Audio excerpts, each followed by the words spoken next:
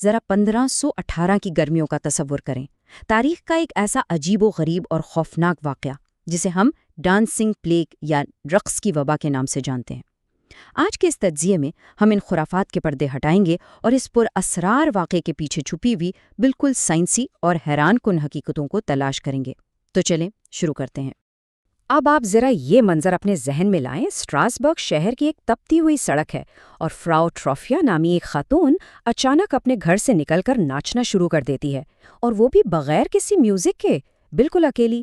تو سوال یہ پیدا ہوتا ہے کہ کیا یہ واقعی کوئی شیطانی لعنت تھی یا پھر انسانی دماغ کے پاگل پن کی کوئی انتہائی خوفناک مثال؟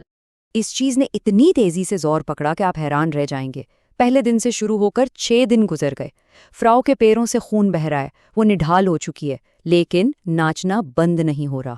اور پھر دیکھتے ہی دیکھتے صرف 1 مہینے کے اندر 400 مزید لوگ اس دیوانگی کا حصہ بن گئے۔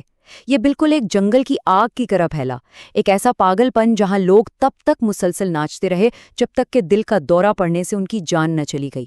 واقعی دل دہلا دینے والا۔ غلط رد عمل۔ اب ذرا دیکھتے ہیں کہ 16ویں صدی کے حکام نے اس سب پر کیسا ریئیکٹ کیا۔ ظاہر ہے اس وقت سائنس تو اتنی ایڈوانس نہیں تھی نا، تو پادریوں اور حکام کا پہلا خیال یہی تھا کہ بھئی یہ تو کوئی شیطانی لعنت ہے۔ اور سب سے دلچسپ اور افسوسناک بات یہ ہے کہ ان کے رد عمل نے حالات کو بدتر کر دیا۔ انہوں نے سوچا کہ ان لوگوں کو اپنا رقص مکمل کرنے کی ضرورت ہے، تو انہوں نے کیا کیا، باقاعدہ لکڑی کے سٹیج بنوا دیے اور موسیقاروں کو بلا لیا تاکہ وہ ناچ ناچ کر تھک جائیں۔ لیکن اس کا نتیجہ کیا نکلا؟ لوگ ٹھیک ہونے کے بجائے شدید تھکاوٹ اور فالج سے مرنے لگے۔ بالکل الٹا اثر ہوا۔ حیاتیاتی مشتبہ۔ اب ہم شیطانی سائٹ کو چھوڑ کر ذرا قدرتی وجوہات کی طرف آتے ہیں۔ تو اگر ہم ان جھاڑ پھونک والے چکروں سے باہر نکل کر بائیولوجی کو دیکھیں تو ہمیں ارگٹ نامی ایک پھپھوندی ملتی ہے۔ یہ رائی کی فصل پر اگتی ہے، اور پتہ ہے جب یہ فصل خراب ہوتی ہے تو کیا ہوتا ہے؟ یہ ایک ایسا کیمیکل پیدا کرتی ہے جو قدرتی طور پر بالکل LSD یعنی ایک طاقتور ڈرگ جیسا ہوتا ہے۔ اب ذرا سوچیں، اگر پورے کے پورے شہر نے انجانے میں اسی خراب فصل کی بنی روٹی کھا لی ہو تو ظاہری بات ہے کہ وہ سب ایک ساتھ خطرناک وہم، ہیلوسینیشنز اور جسمانی جھٹکوں کا شکار ہو جائیں گے۔ اور کمال کی بات یہ ہے کہ یہ بائیولوجیکل ٹریگرز بہت ڈھیٹ ہوتے ہیں، ان کی بقا کی صلاحیت حیران کن ہے۔ اس کی مثال بالکل ایسپرجیلس نائجر جیسی ہے، وہ پھپھوندی جو قدیم مصری مقبروں میں ہزاروں سال تک زندہ رہیں، جس کی وجہ سے وہ مشہور زمانہ ممی کی لعنت والی کہانیاں بنیں۔ تو یہ چیزیں خاموشی سے انسانوں پر اثر انداز ہو کر واقعی بڑی تباہی مچا سکتی ہیں۔ نفسیاتی مشتبہ، یعنی وہ سائنسی نظریہ جو براہ راست انسانی دماغ کی پیچیدگی سے جڑا ہے۔ چلیں، آرگٹ والا نظریہ تو ہو گیا، لیکن ہمارے پاس ایک اور انتہائی طاقتور وضاحت موجود ہے، اور وہ ہے ماس سائیکوجینک النس۔ یہ ایک ایسا نفسیاتی رجحان ہے جو ہم نے تاریخ میں کئی بار دیکھا ہے، جیسے وہ دہلی کے منکی مین والا واقعہ تھا یا مشہور بڑاری کیس۔ دراصل ہوتا یہ ہے کہ جب ایک پوری کمیونٹی انتہائی شدید اور لمبے عرصے تک ذہنی دباؤ میں رہتی ہے نا، تو انسانی دماغ اس نفسیاتی صدمے کو حقیقت میں جسمانی بیماری یا علامات کی شکل دے دیتا ہے۔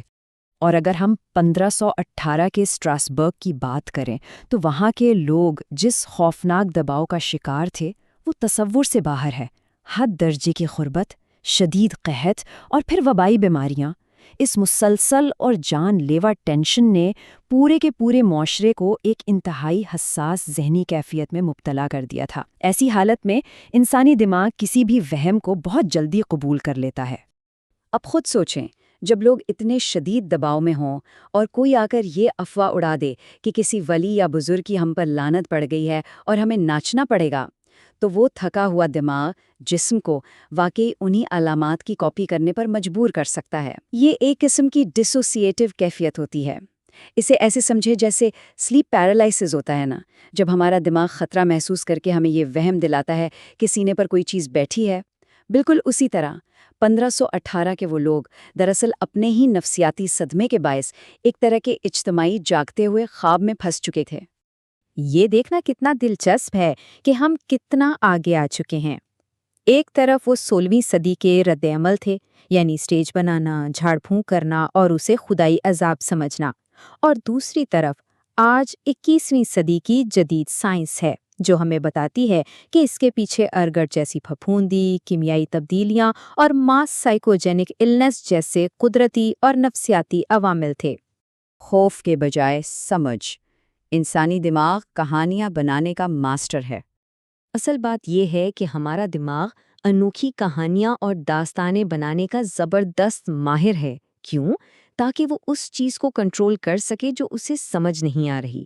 جیسا کہ عظیم سائنسداں میری کیوری نے کیا خوب کہا ہے کہ زندگی میں کسی بھی چیز سے ڈرنے کی کوئی ضرورت نہیں، اسے بس سمجھنے کی ضرورت ہے۔ اور واقعی جب ہم خوف کو ہٹا کر سائنس اور لاجک کو اپناتے ہیں تو ماضی کی یہ تمام لعنتیں اور آسیب خود بخود غائب ہو جاتے ہیں۔ تو آج کے اس سیشن کو ختم کرنے سے پہلے میں آپ کو اس ایک سوال کے ساتھ چھوڑے جا رہا ہوں۔ تاریخ میں اور ایسی کتنی نام نہاد لعنتیں یا پراسرار واقعات ہوں گے جو شاید محض ہمارے تھکے ہوئے دباؤ کے شکار دماغ کی پیدا کردہ کہانیاں تھیں؟